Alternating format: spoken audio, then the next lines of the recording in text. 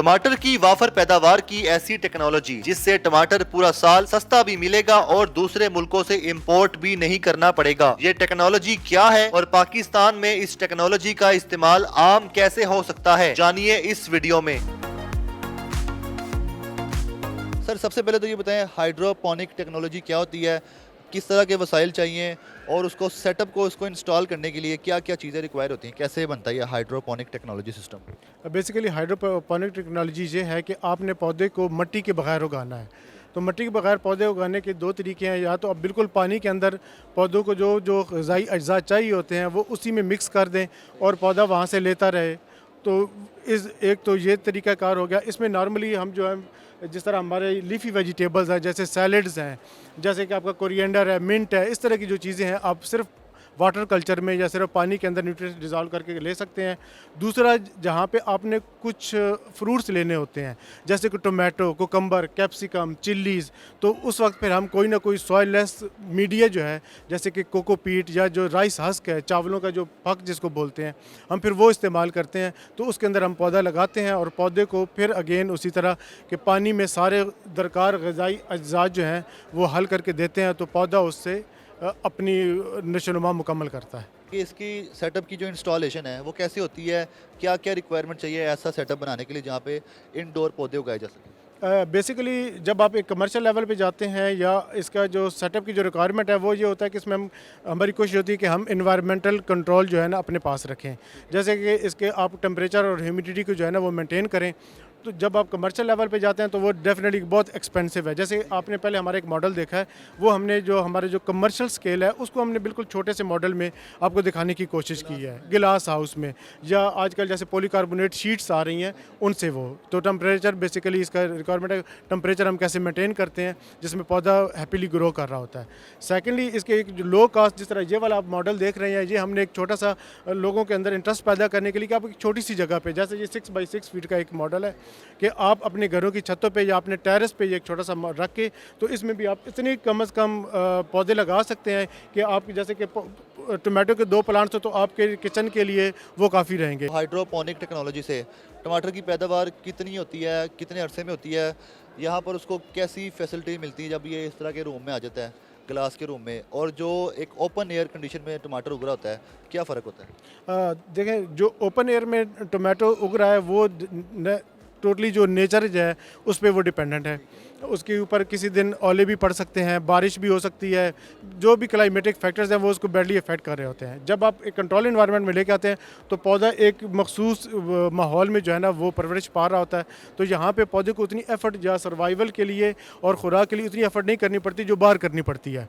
तो पौधे की ग्रोथ भी ज़्यादा फास्ट होती है, प्रोडक्शन भी ज़्यादा होती है और क्वालिटी प्रोडक्शन मिलती है। हाइड्रोपोनिक टेक्नोलॉजी में टेम्परेचर कम से कम ज़्यादा से ज़्यादा कितना चाहिए होता है एक टमाटर की फसल की पैदावार के लिए, और किस तरह कंट्रोल किया जाता है? सिस्टम क्या होता है, कि ऑटोमेटिक होता है या मैनुअल? नॉर्मली जो एक अच्छे कमर्शियल लेवल पे आप जाते हैं तो आप जो है ना ऑटोमेशन सिस्टम पे जाते हैं। ज़ाहिर है वहाँ पे लेबर तो आप इतनी वो नहीं कर सकती इतना काम, तो वहाँ पे आप ऑटोमेशन में जाते हैं। और जो एक टेम्परेचर रेंज होती है वो नॉर्मली हम 18 to 26 एक एम्पल रेंज होती है प्लांट के लिए, जिसमें प्लांट बगैर किसी स्ट्रेस के ग्रो कर रहा होता है। टमाटर की फसल के नेचुरल प्रोसेस पे, नेचुरल पैदावार पे या हाइड्रोपोनिक सिस्टम से जो पैदावार होती है, पैदावार में कितना फ़र्क आता है? टेस्ट में, साइज़ में, कलर में क्या फ़र्क है? बहुत ज़्यादा फ़र्क है, क्योंकि यहाँ पे एक बैलेंस न्यूट्रिशन पौधे को मिल रही होती है, तो उसकी जो प्रोडक्ट की जो क्वालिटी है वो बहुत अच्छी है। जैसे आप इसके टोमेटो की आप शाइन देख सकते हैं, शेप देख सकते हैं। और दूसरे जो होता है कि इसमें नॉर्मली आप साफ़ सुथरा पानी इस्तेमाल कर रहे होते हैं। बाहर जितना भी फील्ड में होता है नॉर्मली आपने देखा होगा कि लोग जो है वो गंदे नालों का पानी इस्तेमाल कर रहे हैं, क्वालिटी रहती नहीं है, जल्दी जो प्रोडक्ट्स है उसकी शेल्फ़ लाइफ इतनी अच्छी नहीं होती। इसकी शेल्फ़ लाइफ भी बहुत अच्छी है। और दूसरा, इसके अंदर कोई हैवी मेटल्स या जिस तरह के जो नॉर्मल बाहर हो रहे थे उसकी जो टॉक्सिसिटी का है वो मसला नहीं होता इस।